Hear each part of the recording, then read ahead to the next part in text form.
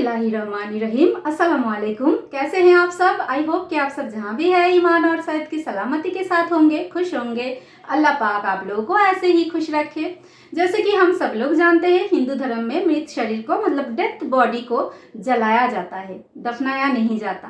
ऐसा क्यों करते हैं हिंदू लोग? उसका वजह क्या है वही जानेंगे आज हम अनिरुद्ध आचार्य जी के पास से, और फिर उसके बाद डॉक्टर जाकिर नायक से भी जानेंगे कि हिंदू लोग ऐसा क्यों करते हैं। बाकी में हिंदू लोगों को जलाना चाहिए या फिर दफनाना चाहिए या फिर क्या करना चाहिए वो जानेंगे हम लोग डॉक्टर जाकिर नायक के पास से। सो वीडियो बहुत ही इंटरेस्टिंग नॉलेजेबल होने वाला है। वीडियो को एक लाइक ज़रूर कीजिएगा याद से, और वीडियो को लास्ट तक देखने के बाद शेयर भी कर देना, अपना फीडबैक भी देना कमेंट सेक्शन में। और अगर चैनल में नए हैं तो चैनल को सब्सक्राइब कर लो जल्दी से, और बेल आइकन को भी क्लिक करके रख देना ताकि मैं जब भी न्यू वीडियो अपलोड करूँ आप लोगों के पास नोटिफिकेशन तुरंत पहुँच सके। ठीक है, तो चलिए शुरू करते हैं आज का वीडियो। जैसे कि कोई भी इंसान की जब मृत्यु हो जाती है तो उसे मिट्टी में दफन करना अच्छा होता है, जलाना अच्छा होता है, या गंगा जी में समाधि देना? जलाना अंतिम संस्कार।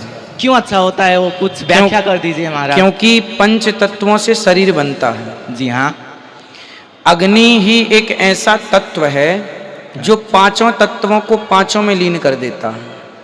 कैसे? कैसे? जैसे हम जलते हैं, जब कोई मरने के बाद जलता है, जी हाँ, तो शरीर में जो अग्नि तत्व है, अग्नि में जलने से वह अग्नि तत्व अग्नि में मिल गया। बोलो हाँ। हाँ।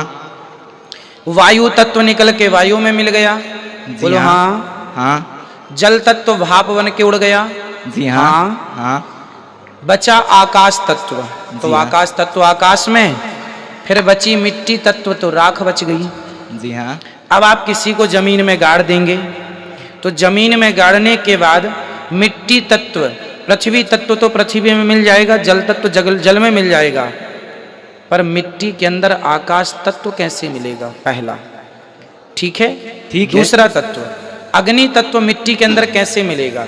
इसलिए वह मरने के बाद तो फिर सब हड्डियां गल ही जाती हैं जमीन में गाड़ने पर फिर भी जो हमारे सनातन धर्म का प्रोसेस है कि पांच तत्व जाकर पंच तत्व में मिल जाएं, उसके लिए अग्नि संस्कार से फिर बड़ा कोई संस्कार नहीं है।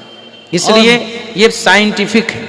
मेरा सवाल ये है कि अकॉर्डिंग टू कुरान ये कहा जाता है कि जब कयामत का दिन आएगा तो उस वक्त अल्लाह जब सबको फिर से उठाएंगे तो कहा जाएगा कि अपनी कब्रों से उठो। तो हम हिंदुओं का क्या होगा, क्योंकि हमारी तो कोई कब्र नहीं होती। भाई साहब का सवाल है कि वो कहते हैं कि क़यामत के दिन जब अल्लाह ताला वापस से हमें दूसरी जिंदगी देंगे तो कहेंगे अपने कब्रों से उठो। हिंदू भाई साहब पूछे कि हिंदू लोग तो कब्र में दफनाए नहीं जाते, हिंदू बच्चे दफनाए जाते ना। हिंदू बच्चे, हिंदू मजहब में छोटा बच्चा है उसको जलाया नहीं जाता, उसको दफनाया जाता है। फिर भी कई मुसलमान हैं जो डूब के मरते हैं, जो जल के मरते हैं, उनको भी दफनाया नहीं जाता है, जिनकी हमें मिलती नहीं। ये जब अल्लाह ताला कहेंगे कि फिर से हम जिंदगी देंगे, जरूर नहीं कि आप कब्र में से ले आ जाएंगे। जो भी इंसान मर चुका है उसके नई जिंदगी दी जाएंगे। कुरान मजीद में अल्लाह ताला फरमाता है कि अल्लाह उसमें जान डालेंगे, फिर मौत देंगे, फिर से जान डालेंगे। तो अल्लाह जान डालेंगे, चाहे वो कब्र में है, चाहे जलाया गया है, चाहे डूब गया है, जो भी हालत में है अल्लाह उस इंसान में फिर से जान डालेंगे। और अल्लाह ताला को जान डालना बहुत आसान है, चाहे आप दफनाए गए हैं या चाहे जला दिए गए। अल्लाह ताला फरमाते जब गैर मुस्लिम के एतराफ करते अल्लाह से और अल्लाह से पूछते हैं कि जब आप दफनाए जाएंगे और क़यामत के रोज जब इंसान उठाए जाएंगे तो अल्लाह ताला उनको हड्डियां को कैसे जोड़ेगा? जैसे आप पूछ रहे ना, अल्लाह ताला जो कब्र में उनको उठाएंगे, हम कब्र तो नहीं गए, तो लोग पूछते हैं, कुरान मजीद में का जिक्र है सूरह क़याम में, सूरह नंबर 75 आयत नंबर 3-4 में, कि अल्लाह ताला हड्डियां को कैसे जोड़ेगा? तो अल्लाह ताला फरमाते हैं अल्लाह हड्डियां को ही नहीं जोड़ सकता है, आपके उंगलियों के पोर पोर को जोड़ सकता है। उंगलियों के पोर पोर। आप सोचते हो अल्लाह ताला क्यों कहता है क्या उंगलियों के पोर पोर को जोड़ सकता है? आज की साइंस ये कहती है, सर फ्रांसिस गोल्डन एक साइंटिस्ट है जो सन 1880 में एक डिस्कवरी किए कि फिंगरप्रिंटिंग मेथड के दो इंसान करोड़ों लोगों में भी उनके फिंगरप्रिंट यकसा नहीं हो सकते। तो अल्लाह ताला फरमाते हड्डियों को तो छोड़ो, मैं आपके उंगलियों के पोर पोर को इकट्ठा कर सकता हूं और हू बहू वैसे पैदा कर सकता हूं। तो अल्लाह के लिए फिर से जान डालना बहुत आसान है, चाहे वो इंसान दफनाया गया है या जलाया दिया गया है या डूब के मरा है। अल्लाह को फिर से जान डालने में, चाहे वो मुसलमान मरा या हिंदू मरा या ईसाई मरा, अल्लाह को जान डालने में बहुत आसान है, कुन फयकुन। और फिर से हमें नई जिंदगी दी जाएंगी और फिर हिसाब किताब किया जाएगा। और हिसाब किताब में अगर आप अल्लाह के अहकामात पे अमल किए तो इंशाअल्लाह आप जन्नत में जाएंगे, इस दुनिया के इम्तिहान में सफलता पाएंगे। लेकिन अगर उनके अहकामात पे आपने नहीं चले, उनके मुताबिक नई जिंदगी बसर करे, तो आप इस जिंदगी में सफलता नहीं पाएंगे। सर एक्चुअली ये रिलीजन होना ही नहीं चाहिए मेरे ख्याल से। तो यहाँ तो बहुत सारा वॉर होता है, आपने बोला ब्रदरहुड होता है, तो एक्चुअली ये रिलीजन नहीं रहेगा तो ये ब्रदरहुड डेफिनेटली नहीं रहेगा, ह्यूमैनिटी रहेगा, नहीं तो वॉर भी नहीं रहेगा। तो रिलीजन होना ही नहीं चाहिए कॉन्सेप्ट। रिलीजन क्यों होता है, क्या आप हेल्प करेंगे उसके लिए?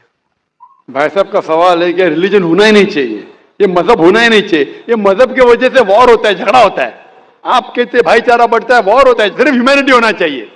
भाई साहब नाम के माइक बैक्सन जॉर्ज। कौन से माइक्रोफोन पे हाथ ऊपर करेंगे? जॉर्ज बोलिए सर। पीछे वाले माइक्रोफोन। जॉर्ज भाई साहब से पूछूंगा, ये कहते कि मजहब होने की वजह से लड़ाई हो रही। भाई साहब क्या मैं आपसे लड़ रहा हूं? भाई साहब नहीं क्या मैं आपसे झगड़ रहा हूं? नहीं सर। हाँ क्या नहीं? नहीं सर। आप समझते मैं मजहबी हूं? हाँ सर। हूं ना? तो मैं क्या आपसे लड़ रहा हूं? जो सही मजहब को जानता है, सच्चा मुसलमान है, वो आम तौर पे झगड़ा नहीं करेगा।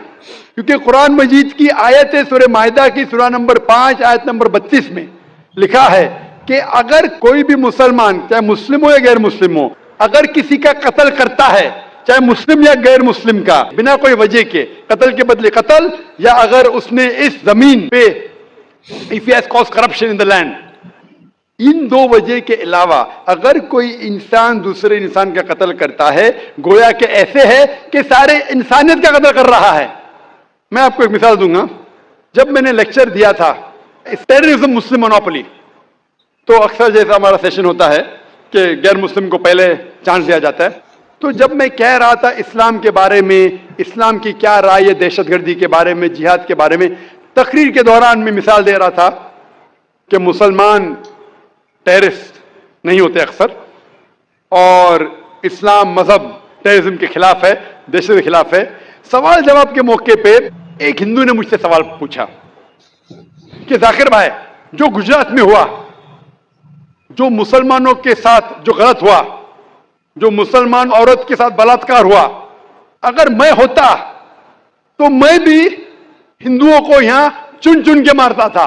तो जो मुसलमान हिंदू को, अगर ट्रेन ब्लास्ट में कोई हिंदू मरा और मुसलमान ने किया तो मेरे नजदीक सही है। ये हिंदू मुझसे कह रहा है कि मेरा जज्बा भी, अगर कोई मेरी बहन का बलात्कार करे तो मेरा जज्बा भी जागेगा और मैं बंबई में हिंदू का कत्ल करूंगा।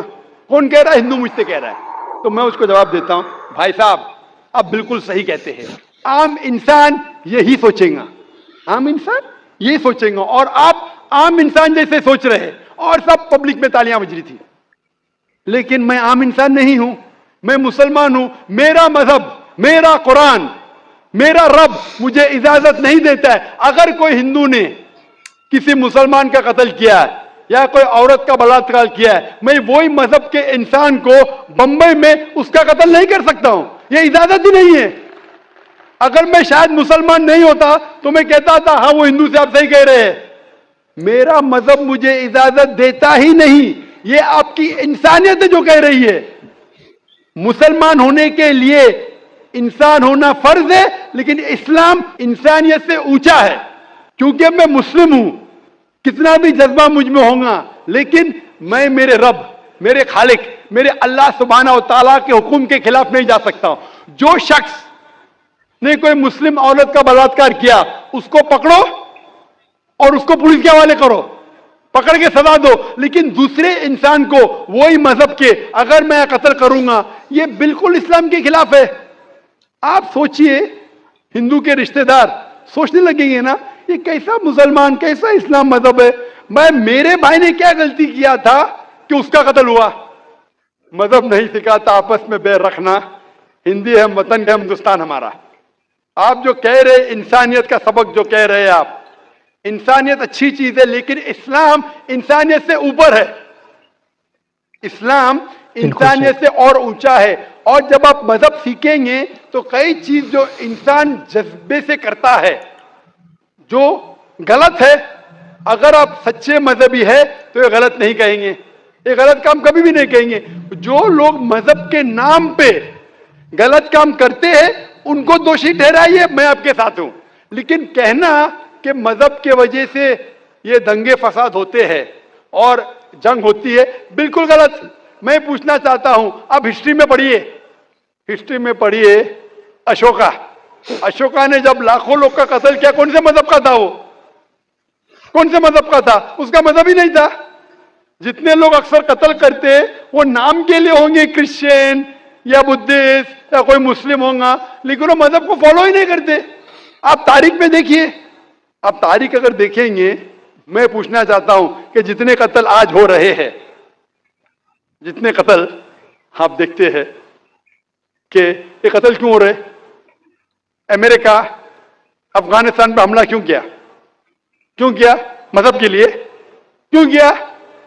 दुनिया जानती है, ओपन सीक्रेट, तेल के लिए। इराक में घुसी क्यों? मजहब के लिए। करोड़ों का कत्ल किया, क्यों किया? मजहब के लिए। मजहब के नाम पे मुसलमानों को बदनाम किया जा रहा है। ये मजहब ही है। अगर सच्चा मजहब है, सही मजहब है, तो कभी भी नहीं सिखाता कि इंसानों में झगड़ा करना। अगर वो कुछ गलत काम कर रहा है, अगर गलत काम कर रहा है, जो शख्स गलती कर रहा है उसे पकड़ो, उसको सजा दो, मैं बिल्कुल उनके साथ हूं। लेकिन आम इंसानों में झगड़ा करना, फसाद पैदा करना इस्लाम कभी भी नहीं सिखाता। ये इस्लामी मजहब है। इसीलिए इस कॉन्फ्रेंस का उन्वान है Islam the solution to humanity, इस्लाम इंसानियत का हल। तो जो भी मुश्किलात इंसानियत में हैं आज की तारीख में, इसका हल सिर्फ इस्लाम में ही मिलेगा। आप मुझे बताओ, कुरान की कौन सी आयत कहती है कि बिना वजह किसी इंसान का कत्ल करना चाहिए? आप कुरान का वार दो, मैं आपकी बात को मान लूंगा। आप सिर्फ मीडिया के जरिए जो मीडिया गलतफहमी फैला रही है इस्लाम के खिलाफ, उसकी बुनियाद पे कहने लगेंगे कि मजहब के वजह से ये दंगे फसाद होते हैं या मजहब के वजह से लोग कत्ल करें एक दूसरे का। ये बिल्कुल बेबुनियाद है। मैं पूछूंगा, कुल हाथु बुरहानुकुम इन कुंतुम सादिकीन, आप अपना सबूत पेश करो अगर आप सच्चे हो। तो दोस्तों, ये थी आज की वीडियो। आई होप कि वीडियो बहुत अच्छा लगा। वीडियो अगर अच्छा लगा है तो वीडियो को शेयर कर दीजिए और अपना फीडबैक जरूर देना कमेंट सेक्शन में। तो चलिए फिर मिलते हैं दूसरे वीडियो पे, तब तक के लिए मुझे दीजिए इजाजत। अल्लाह हाफिज।